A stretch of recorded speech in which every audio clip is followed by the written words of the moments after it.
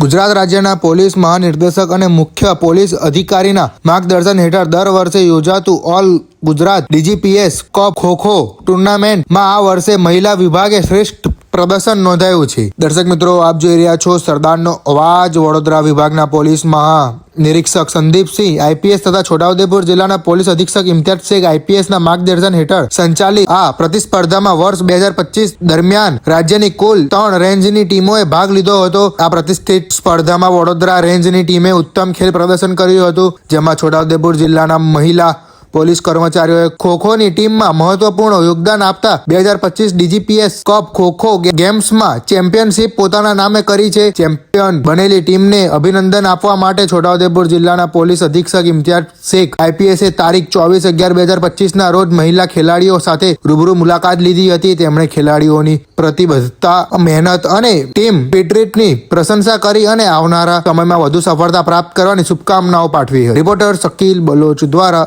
છોટાઉદેપુર। વધુ માહિતી માટે જોડાયેલા રહો સરદારનો અવાજ સાથે।